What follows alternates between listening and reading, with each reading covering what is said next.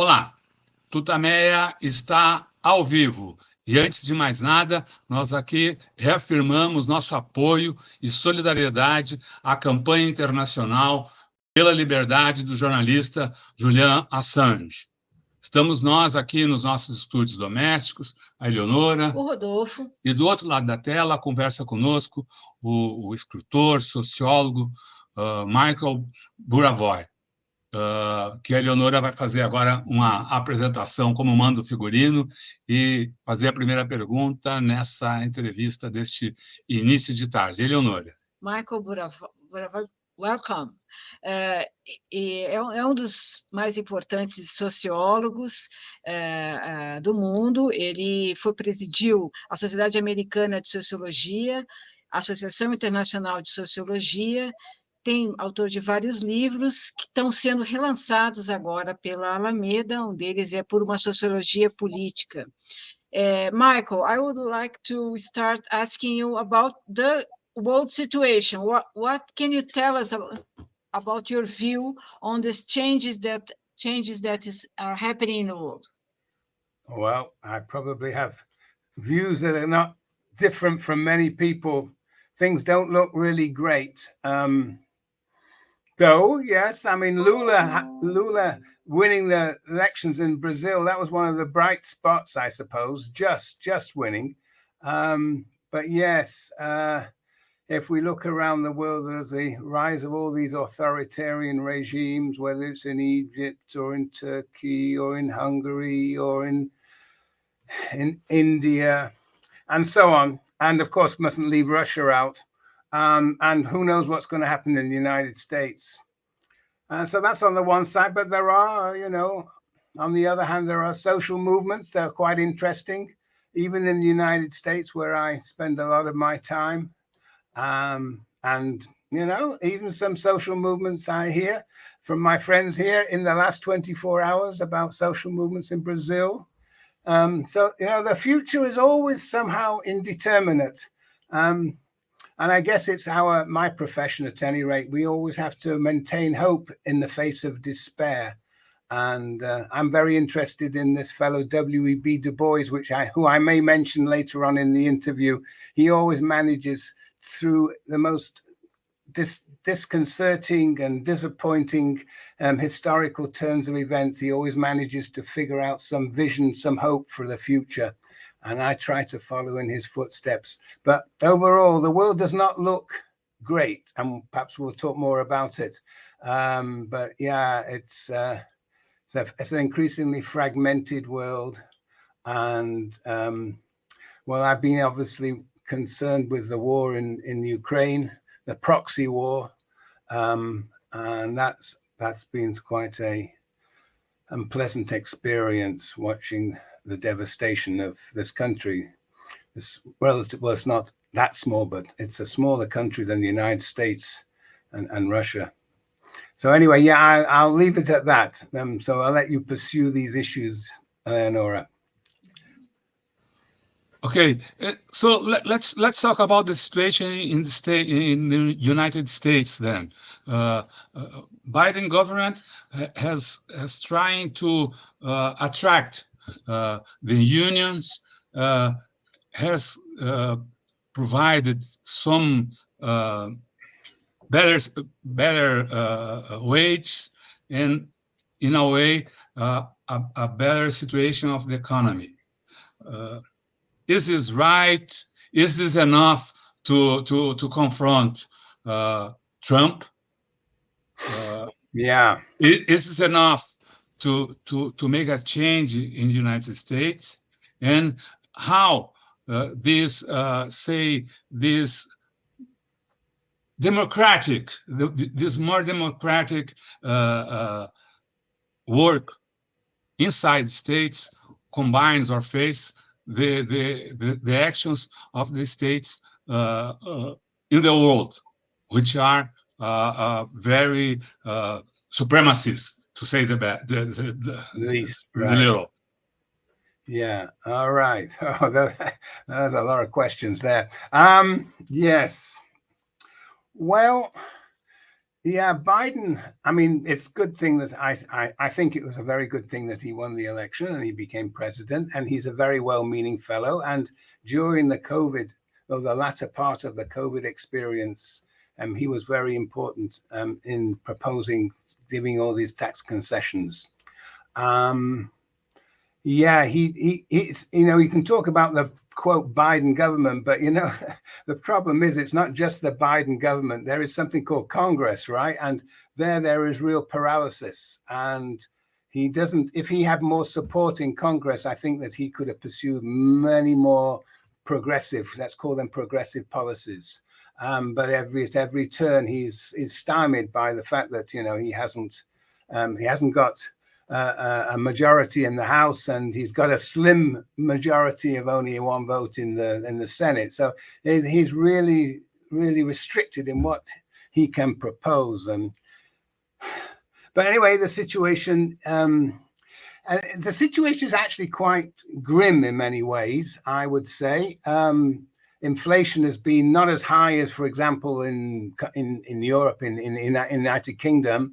But it has been pretty high, and so I would say that the mass of the population is losing out on its material existence because of inflation. But what is actually quite interesting is the ways in which Labour has sort of withdrawn. I think as a result of COVID, they have become more skeptical of participating in the Labour force. And so actually Labour has increased its power in some ways. And some people see this in the character of the Labour movement. There's a lot of excitement about the Labour movement. And I'm not as excited as many, because the actual expansion of the Labour movement is being, in terms of numbers, is very small, and some of the victories turn out to be, you know, actual losses. I mean, people talk about Amazon, they talk about various other sort of franchise systems, Starbucks. But yeah, the progress is limited, but at least there is some sort of energy around organizing. And I myself have been involved in a big strike in California, across the 10 campuses of the University of California. Essentially, there are 48,000 employees are represented by the United Auto Workers, the UAW. We call that the United Academic Workers now, not the Auto Workers. But anyway, it was a successful strike, 6 weeks long, from November 14th to December 23rd of last year. And there were some real gains, uneven, but there were some gains. It was an amazing achievement to get so many workers out on strike in a university. There was, in fact, it's unprecedented strike in higher education. So that was encouraging. And there are similar strikes across the country on different campuses. So there are interesting developments within the Labour movement. They're not really dramatic yet, but they have generated a lot of excitement. So, you know, the front page of the New York Times may sort of entertain discussions of the Labour movement in a sort of positive way. So, yeah, and the UPS, the United Parcel Workers, yeah, that's another that is a genuinely successful strike. But then, of course, the UPS has real leverage, because, of course, the UPS, I mean, if the UPS strikes, if the workers of UPS strike, then that is going to really hit the new form of commerce in the United States. And so they didn't have to strike and got considerable gains. So anyway, yeah, there have been some gains. But inflation has sort of eroded the material existence of many workers. And of course, the rates of poverty are still incredibly depressing in this country. I live in Oakland, you know, and the homelessness there is really, yes, it's very distressing to see the incapacity of this modern capitalist society to actually deal with people without a home. It's unimaginable. The problem is very complex. I'm aware of that, but still, it is a sort of catastrophic situation, really. All right, I've said enough about the United States. I mean, you can ask me more. I don't know if I'm going in the right direction, but let you ask me more questions if you wish. But Can these strikes translate into political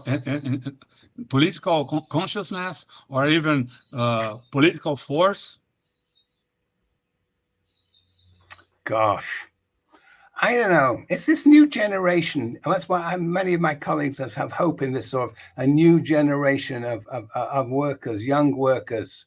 And yeah, I mean that there is that. Yeah, I think there is some sort of new consciousness. I mean, if, for example, the magazine Jacobin has quite a wide readership, and not only has it a wide readership, but it has these cells all over the country where people discuss the articles online and on the actual printed edition. So yeah, that there is an emergent socialism, the Democratic Socialists of America, DSA, that too has. Yeah, that has expanded dramatically. It was very small, so expansion doesn't necessarily mean it is having a huge influence, but nevertheless is attracting a younger generation. And yes, we'll see if that can really overcome the huge dead weight of half the population that is so right wing, and for good reason. I mean, one has to, as sociologists, we have to, and I'm a sociologist, we have to explain, why it is that half the population are supporters of Trump, and we have to think about what are the conditions of existence of those supporters.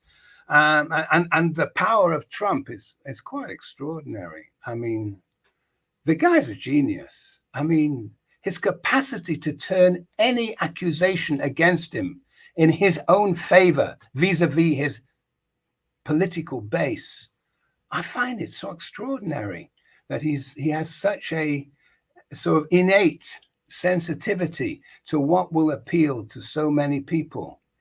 And and of course it includes African Americans, not that many of course, but definitely includes substantial numbers, and Hispanic population. He's really appealing, I think, to the precariat, the precarious conditions under which a sizable proportion of the United States working class has fallen. So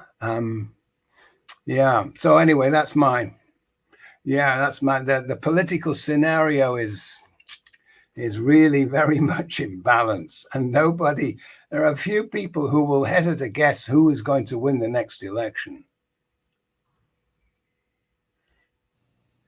And talking about the precariat, is it growing everywhere? I don't exactly know. Unionization rates really, have been falling for the last, I don't know, since 1980s, definitely since the 1980s. So the last 40 years. Except in certain sectors at certain times. So the service sector has sort of at times has increased. But basically unionization has fallen. And I think that has gone along with the increase of inequality. We know that. The emptying out of the middle classes. Middle classes divide in two. One part goes up and the other part, the larger part, goes down. See, I think the broad scenario over 20, 30, 40 years is, of course, the precariat has been increasing.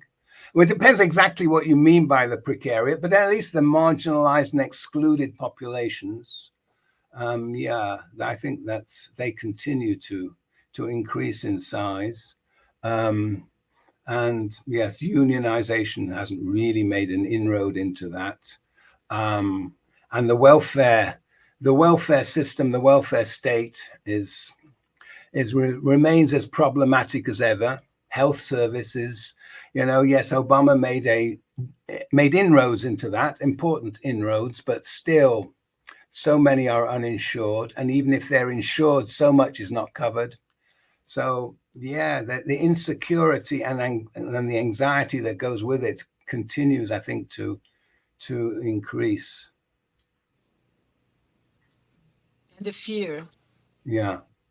The fear of the future. It's interesting. I mean, I've been teaching for many years, and the vision of students towards the future is ever more uncertain.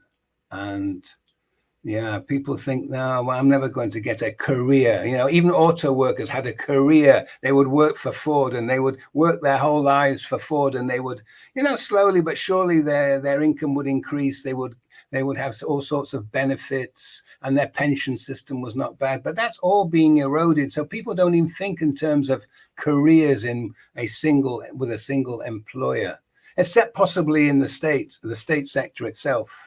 But even in my own area of higher education, you know, increasingly people have less and less opportunities to find themselves in what we call tenure track positions, that is stabilized academic teaching and research positions. There are fewer of them, and many more what we call adjunct workers, contingent workers, who face insecurity and who face much lesser pay, and often with fewer benefits. So yes, there's a sort of polarization. I can see polarization in many ways, in many dimensions, and you see it in the university too, which for those who are observing it and hoping to have a career in the university makes them very pessimistic about their future and fearful about their future, as you just said. So is this the reason? I mean, the fear of the future. One of the reasons that the youth, or at least part of the youth, are going to supporting right-wing movements, even hate movements. Yeah, I think so. I think that is correct. That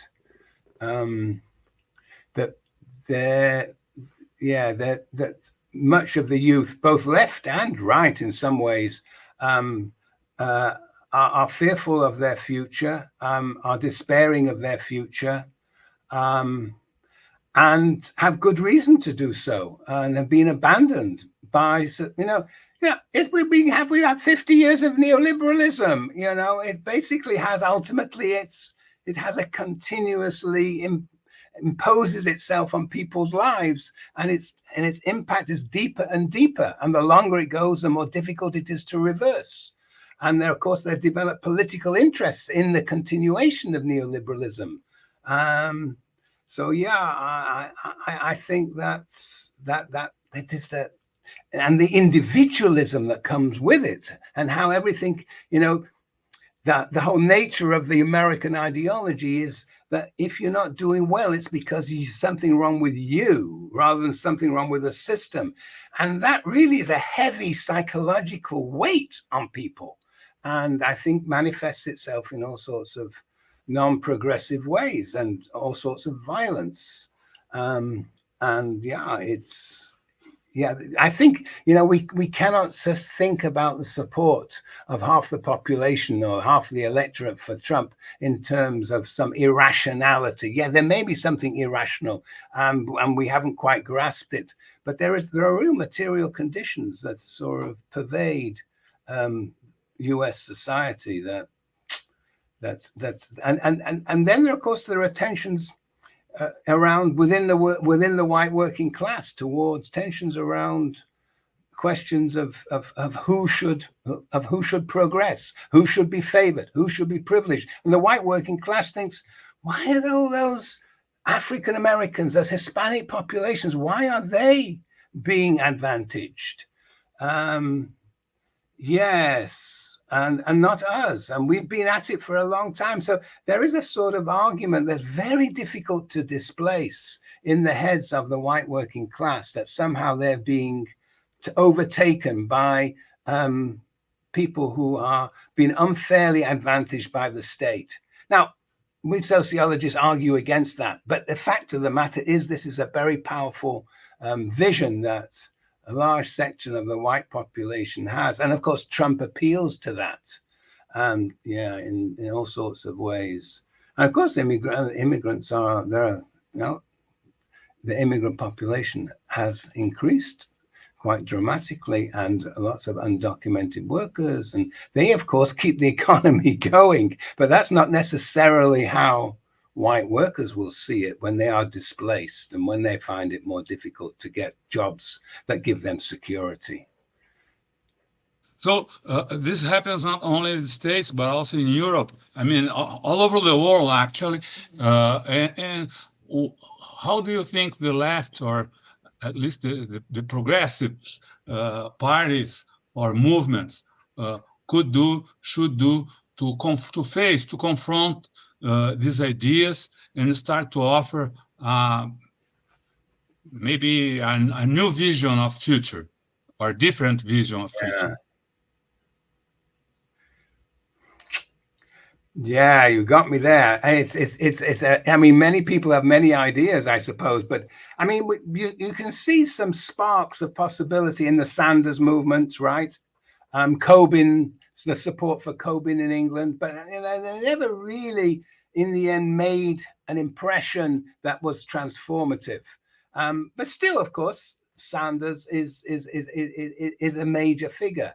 We don't have somebody quite like Trump, who can speak to the dominated classes in a progressive way as effectively as he speaks to in a more reactionary vision, with a more reactionary view. But I mean, what is, you know? Excuse me.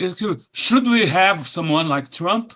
I mean, he's like a charismatic father of the world, and should the left work to have a person like this, or the left should try or work for a different kind of people to disseminate their ideas? Well, I think they will have to have both. You have to have, on the one hand, some organizational form that can bridge the different fractions of the dominated classes, and even across race.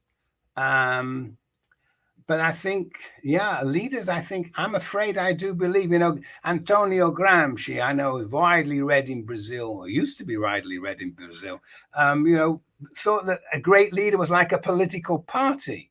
And I think that the left, and is still bereft of an ideology that can grip people, as Gramsci would say, grip people and give them alternative visions. The left is a bit mired in relatively old-fashioned views. Not that I have any clear answer, but yeah, I think we have to, on the one hand, be concerned about leadership, and on the other hand, we have to have a leadership that is organically connected to the dominated classes. And we have to recognize that class is not the only way in which people experience the world. You know, it could be gender, it can be race. There are many ways in which, and we have to understand how to articulate those different visions in something bigger. But yeah, it's incredibly hard because of the 50 years in the United States, at any rate, and to a lesser extent elsewhere, of neoliberalism. But yeah, I'm impressed. I've only been 24 hours back in Brazil. I wasn't here since 2015.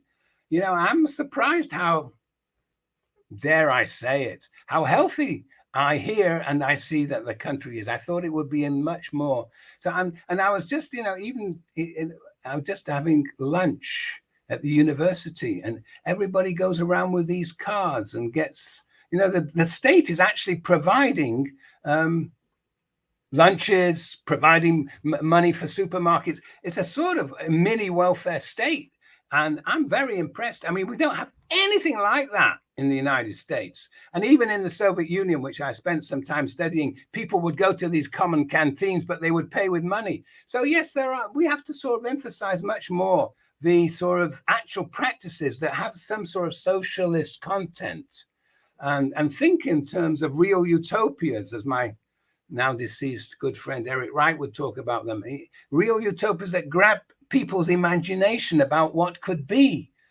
But as I say, it's easier for me to sit here and say that is incredibly difficult. And I know that I teach, you know, these kids who who are sort of doing sociology and therefore likely to be progressive. It's really hard to sort of these days to convey the importance of fighting for a sort of a better collective future. The climate, the environmental disaster we face is depressing so many people. Yes, some it leads some to be engaged in politics, but it's so many, it leads to retreat, even those who sort of would like to be involved in politics. The sort of level of cynicism. But anyway, yeah, I think these are global phenomenon, but it's very uneven, of course, across countries. And it's all very well for me to talk about the United States, but when we think about, countries in Africa or in India, we got very different sets of problems there too, in addition to what we face in the West. Professor, how about the whole of the media? The so-called big techs are obviously a right bias. I would say a far-right bias. What do you think it can be done to face this problem? Today, the Department of Justice is just starting the investigation on Google, but what can the left do to face this great, huge power? Yeah. Well, I mean, yes, Google has always faced all these charges and court cases, and it doesn't affect them at all. I mean, it's they're a monopoly. We know that, but they seem to be so entrenched. The question is, can we use Google to our advantage? And of course, there are examples of that. I mean, the social movements of 2011, and I particularly remember the Tahrir Square in Cairo in 2011. The revolution, as they called it, the January 25th revolution. I mean, it was really very much a sort of a social media internet revolution. So there are ways in which one can communicate. The tragedy is that as we see, the social media also polarizes and people look as it has developed. So the political machinery operates within social media so that we follow those who basically agree with us. And so it polarizes politics.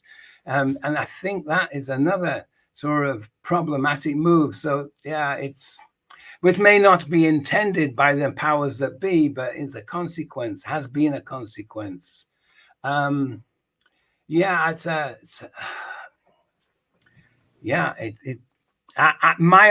only way to think about all this is that we should be resurrecting the idea of socialism, multiple notions of socialism. We should be talking about it. We should be thinking about the ways in which socialism actually appears in sort of uninstitutionalized forms in different places, and thinking about how to link them. We have to expand our imagination, and this is the role of intellectuals to do so. Expand the imagination of what can be, what is possible. And in some senses, that also means looking back in history. Again, recognizing that the world hasn't always been so bleak as it seems to be at the moment.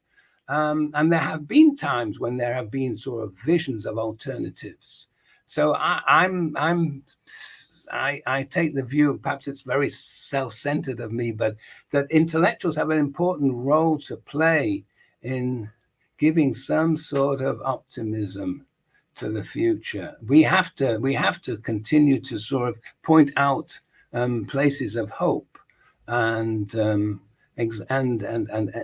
experiments that sort of tackle these issues in new ways. And of course, there are things, like universal basic income is a thing that people talk about. But there again, I'm sorry every time I say something positive, I see as something negative.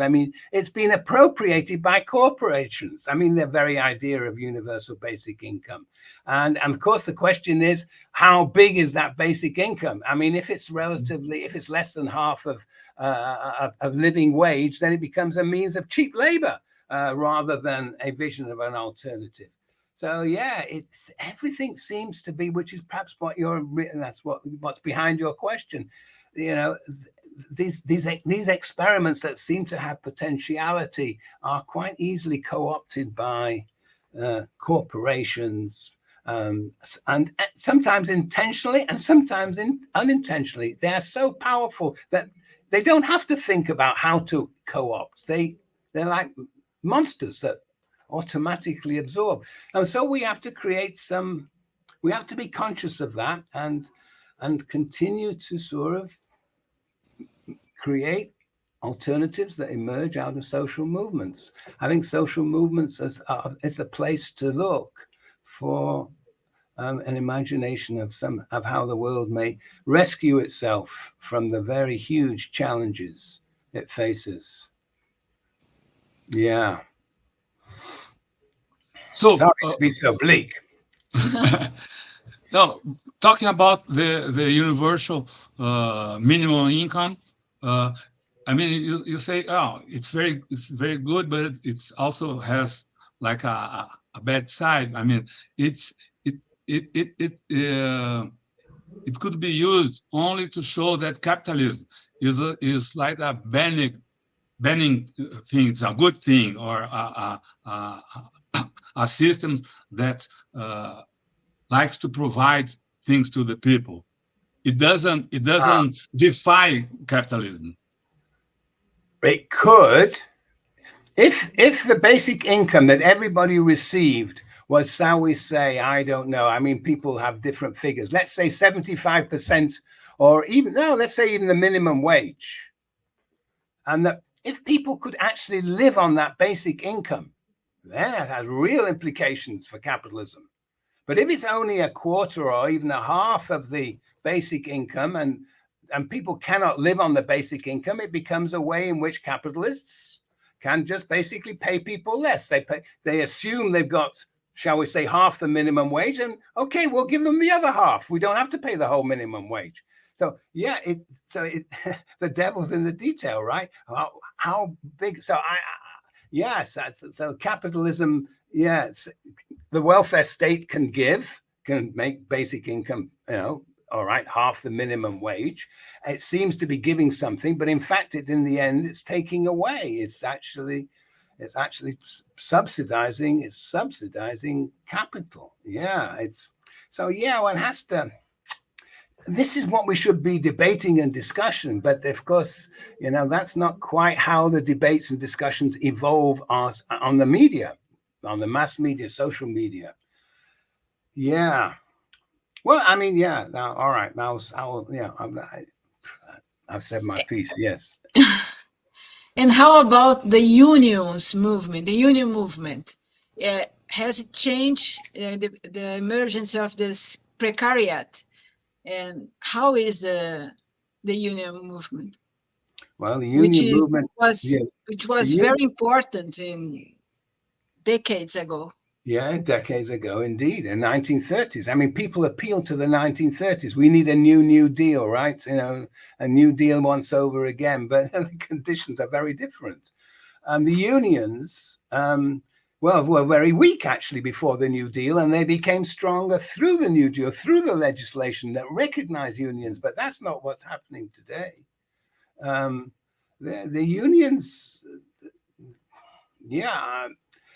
that, as I said, that's where we began, with Starbucks and with Amazon, but they're so weak relative to these huge corporations. I mean, there have been interesting movements of unions, but unions, they're not connected to politics necessarily, not politics with a big P. They're relatively weak in the United States. Of course, in other countries, they're stronger, but across the board, they're weaker. If you look at Europe, I'm not convinced that, I don't know. I don't know what you think about the future of the unions in Brazil. Am I allowed to ask you questions? Difficult, very difficult to say. Very difficult. They have so many divisions.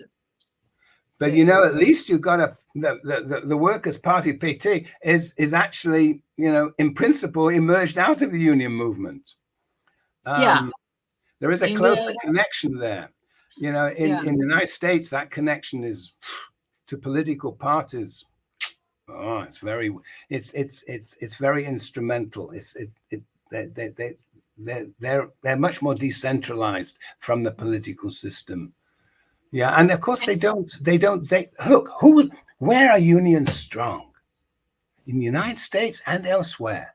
They are strong where there is what we call in sociology leverage, basically where if they withdraw their labor, crisis befalls. So if nurses withdraw their labor, that is a disaster.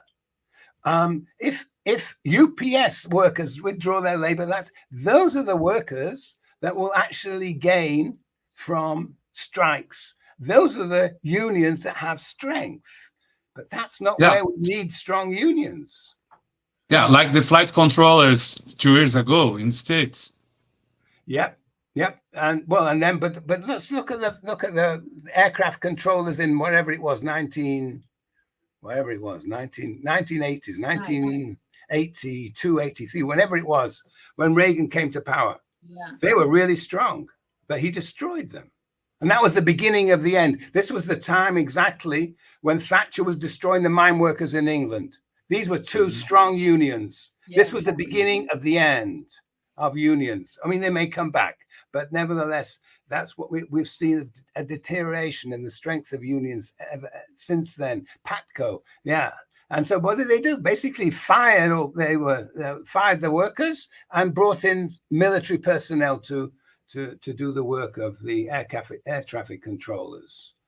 That's not, I think you're right that Biden has not got that anti-unionist streak in him, far from it. But the question is, where can unions grow and how can they grow? We need a different type of union. We can't have only the unions that have leverage will succeed.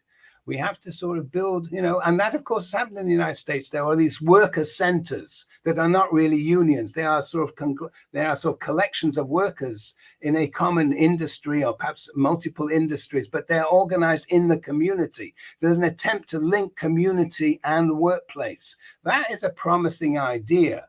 And it's been going on for 20 years, really. But yeah, well, yes. Those are embryonic signs of possible alternative ways of thinking about unions. But unions cannot just focus on, well, they do just focus. But if we want some sort of political transformation that is driven in any way by unions, they have to think much more globally and nationally about their politics. And they even the union, the UAW, and on the organizing the workers at the University of California, or 48,000 of them. What was it all about? Material gains. They were not thinking about the university and the plight of the university and how we should rethink what we mean by the university. They were interested in one thing, in improving the material conditions of these graduate students, whether they were teaching assistants, research assistants, or whether they were postdoctoral fellows. The point is that, it's this lack of vision that I'm coming back to, that we need to sort of think about, how to relate our economic demands to much broader political ones, which of course was common sense at the beginning of the 20th century. But we've lost sight of that. Yeah, but wouldn't this be the role? Wouldn't this be the role or the mission of the political parties? I mean, wouldn't they have to try to get more in contact with the workers, the unions, and sell them a different vision? It seems like that this is not happening in the States, in Europe, even in Brazil. Yeah, well, if it doesn't happen in Brazil, it doesn't happen anywhere, right? But yes, no, I think that's right. I mean, we need, well, what did Gramsci call it? Excuse me. Gramsci called it the modern prince. I mean, we need a party that has a vision of how to persuade people to participate in the creation of an alternative world. Yes. And that's why I do place a lot of emphasis on political leaders. I think they can make a difference. And Trump is an example of that, if only a negative one. But yeah, the right-wing leaders seem to have more charisma in this moment in history across the globe than left-wing. So almost as socialism has been permanently discredited. It's going to be rediscovered. And yeah, we need something like a party to do that. I agree with you. I think that trade unions are not at this point in time in that business. We need some alternative. That's why I was talking about social movements as a sort of, and that's how parties begin as a social movement. And the source of hope is that we're never able to predict when social movements appear. We're always wrong. And 2011, nobody expected 2011. And I come from University of California in Berkeley. The free speech movement was very famous and really sort of set in motion enormous student movements across campuses, across the world, from 64 to the middle 70s for a decade. But nobody really anticipated that free speech movement. So it's just amazing how movements can suddenly emerge. Black Lives Matter is another example of that. Suddenly emerges. Occupy Wall Street. Occupy Wall Street. Right, another example. I always remember, I was in South Africa in the late 1960s, very depressing, and then it looked as though nothing was happening, and apartheid was entrenched deeply, and there would be no resistance. And then suddenly in 1976, the students of Soweto rise up. And of course, now you can reconstruct it and see that it was a Black consciousness movement that was working in the interstices of the civil society of the African population, and there were some strikes. You can see it now, but at the time, that was a shock. What are these students? So yeah, that's the hope that social movements can never be ultimately suppressed. They arise in the most interesting, curious times. My friend Rui Braga gave me, I didn't know about this, a Corinthian shirt with democratic Corinthians. Yeah. And I didn't know the story of the Corinthian Football Club, that it became somehow the late period of the dictatorship. Them organized themselves as a team, were very, very successful in that form of organization, but also represented a sort of challenge to the dictatorship. This amazing phenomenon what human beings enter into once they're gripped by some sort of vision. And that is my continuing hope. These visions will continue, and I see no reason why they won't. It's just that the context itself is a very challenging one today, particularly as we face the commodification of labor, the commodification of the environment, and the power of finance capital, which is none other than the commodification of money. I think I'd add to that the commodification of knowledge. I mean, but each of these commodifications does dialectically, if you will, sort of generate some sort of challenge to social movements. It's a matter of whether they can sort of organize themselves collectively and jointly. Yeah. Great. Michael, so you're in Brazil for among other things, of course, for the relaunching of your books that have been published here in Brazil, Por uma Sociologia Pública e o Marxismo Sociológico. What can you tell? I mean, you wrote whole books about this subject, but what can you tell us about them? And what about your new works? What are you working in now? Yeah. Well, the Marxism sociology is basically addressed to sociologists, and it's about how one should study the world, and one has to link, as sociologists try and do, has to link the micro processes with the macro forces. That's what we do as sociologists. We show that the obvious, the familiar, the common sense is actually shaped by broader forces. And that's, but that's not enough. That's not enough. And that's sort of links to the other book called Public Sociology, that we sociologists should be in the business of broadcasting our findings. And, in the United States, what do sociologists do? I mean, basically, we're academics, and most of us are academics and the university teaching students. And that's very important. I'll say in a minute. But basically, what do we do as in our professional role? Well, many of us spend our time writing for other sociologists, and we write in the very sort of prestigious journals and do very sophisticated research. And then we discover 5 people read our article. I mean, it's absurd, really, what we do. And my argument was, and I've been making this argument for 25 years, that basically we have to sort of take much more seriously our responsibility to society, that we should actually, if we believe our ideas, we should be broadcasting them.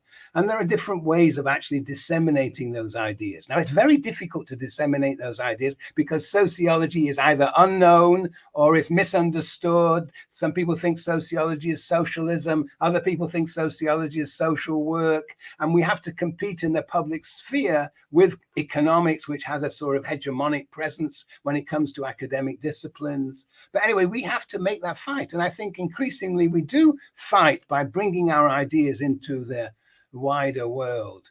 But that's one view of public sociology. The other view is that we should spend our time not sort of transmitting our ideas only through the media, the mass media, but spending more time with social movements and trying to articulate the ideas that are carried by social movements. One of my favorite examples is the Solidarity movement of 1980-81 in Poland, in which sociologists from France under Alain Touraine went to Poland, and they began to sort of help the leaders of the Solidarity movement, which is basically, in my view, the first truly working class nationwide movement, in this case against the party state. And the idea of the sociologists was to sort of help the leaders articulate their ideas and to transmit them. But anyway, it's working with, on the ground, working with those who are engaged in projects that we may sympathize with. One problem is, of course, for sociologists, is we tend to talk to those who agree with us. And that is deeply problematic. We have to talk to people who disagree with us. And that is, of course, very much more difficult. So we should be sort of, and sociologists have been doing this, have been trying to understand the followers of Trump. I mean, Hui Braga, right? Who here, a sociologist at USP. I mean, fascinatingly enough, went to Pennsylvania, into a small town in Pennsylvania, and to study the white precariat and its political consciousness. And yes, so that's a very brave move. Not only is he not American, he's from Brazil, but he goes and actually doesn't spend time with the unions, but spends time with the white working class. I think that's a good example that we should follow, we in the United States or in any other country for that matter. But anyway, that's one of my projects, this public sociology one, which seems to keep on going. And then the other thing I'm really interested in now is this man, W.E.B. Du Bois. I'm completely obsessed with this guy. He was an African American. He was the first African American PhD from Harvard. He grew up in Western Massachusetts in a largely white community. He didn't suffer the depth of the racism that existed in the South. He was born in 1868 and he died in Ghana in 1963. And he had the most extraordinary life. And fascinatingly, it was because he was, in a sense, he was denied access to the academy because of his race, that he was forced out of the academy to become a true, extraordinary, perhaps the greatest public sociologist that the world has ever seen. and he got involved in multiple forms of politics. He was early on a socialist. He was a Pan-Africanist.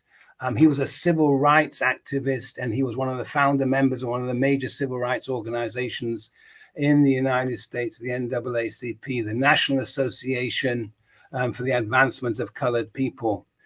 He was editor of The Crisis, which was the magazine that came out every 2 months of the NAACP. Had a massive influence amongst the African Americans from the period of 1910 to 1934, when his politics became too radical for the NAACP. And he was a Pan-Africanist, and he got very much involved and committed to the independence movements in Africa and Asia. He was also a great peace activist. After the Second World War, he became very involved in organizing demonstrations and protest against the atomic bomb. And as such, he was indicted by the US state in 1951 as being an undeclared agent of a foreign principal, unnamed foreign principal, but presumed to be the Soviet Union. In the end, the charges were dismissed, but it was actually a sort of a national and then global protest on his behalf that got him for that reason the case was dropped. But he traveled after that. Well, his passport was denied for about 8 or 9 years. That's what the state sort of took its revenge. But after that, he spent a lot of time in the Soviet Union and in China, and was embracing them. He was always very keen on supporting those regimes that were against the United States. Of course, that was one of the reasons why his profile has been so unacknowledged, because he was too radical. Not only was he race, but he was red and black, so to speak. So anyway, he's a very, very important figure now in the reconstruction, or the revision of sociology in the United States, but not just sociology, across all disciplines. A vision that centers not just class, but class and race, and nation are the three sorts of identities and social processes that actually define his peculiar and very interesting and dramatically important, in my view, sociology. So yeah, that's in a nutshell what I'm doing. And of course, I should just add that links, I think of Du Bois as one black Marxist, and the other black Marxists that sort of I'm interested in are people that you may or may not know, people like Frantz Fanon, people like C.L.R. James. Fanon came from the Caribbean, but spent his time in Africa, in Algeria. C.L.R. James spent his time in the United States and in England, but he came from Trinidad in the Caribbean. Oliver Cromwell Cox, Stuart Hall is a more recent example of these, what I call black Marxists. And I think they actually have very important contributions to make to social science generally, to Marxism in particular. It's a sort of it's a way of rethinking Marxism, which I think is very pertinent to the dilemmas that we face today, not least the continuing imperialism that we face, that other countries face. I think that's where you began, saying something about the United States. Its extraordinary power continues across the globe. He was always trying to challenge that from home. It's interesting. Yeah. And he was very sort of suspicious of the Communist Party, though he was very much from the first time he visited the Soviet Union in 1928. He was an admirer of the Soviet Union and its achievements, and he thought, that it has had a serious attempt to address poverty, He didn't see that there was any systematic racism. He saw that they were supporting anti-colonial movements. And he was a bit blind to the authoritarian tendencies of the Soviet Union. He took the propaganda of the party state with respect to its own so-called democracy very seriously. But nevertheless, I think that it's significant that he found in the Soviet Union a potential ally. And of course, it was a political move because the Soviet Union was, in a sense, challenging the supremacy of the United States, which was important to him. And that for the same reason he supported sometimes Japan, and then he supported China. And in each of these cases, it's rather problematic analysis because it ignored the authoritarian characteristics of these states, or at least sidelined them. But anyway, it's the dilemma, I think, of a racialized middle-class subject in an imperial country. And he was, on the one hand, he had a sort of imperialist instincts because he was born in an imperial country, but he was very seriously anti-imperialist at the same time. Fascinating guy. He couldn't stay in the United States in the end, so he felt that he was an enemy of the state, and so he actually, in 1961, when he was about 94, he moved to Ghana, where President Nkrumah had invited him, who had just become 3 or 4 years earlier, had become president of the new state of Ghana. And that's where he died in 1963. And only now are we really, in social sciences and sociology, really recovering the significance of his writings. Phew, that was a long answer to your question. Great. Michael, would like to thank you very much for your time, you being here at Tutameia. A gente quer agradecer também todo o público que acompanhou essa entrevista. Lembrar que esse debate fica disponível em todos os canais Tutameia. Busque por Tutameia TV e você nos encontra nas várias plataformas de podcast, no Twitter, no YouTube, no Facebook, no YouTube. No YouTube, não deixe de se inscrever no nosso canal, clicar na sinetinha para receber avisos de novos vídeos. Visite também o nosso site, o Tutameia, o endereço é tutameia.jor.br. E agora, antes do tchauzinho, do boa tarde, a gente quer we'll give again the word to Michael so that you can say your word, send your message to the public that is with us now and will be with us in the internet. Well, I just like to thank you very much for this interview. And it's always been there was a time when I had chances to go to Brazil when I was much younger, and I always said, no, I'll never go to Brazil. And why not? Because I know if I go to Brazil, I'll never come back to the United States. And so it's always a total pleasure to be here. There's always an exciting, even in the most depressing times, you find exciting politics. And so I feel inspired with all the conversations I have with people here in Brazil. And so you're for me, you're a progressive flag to be flown across the globe. And it's a great pleasure to done this interview with you. So thank you very much.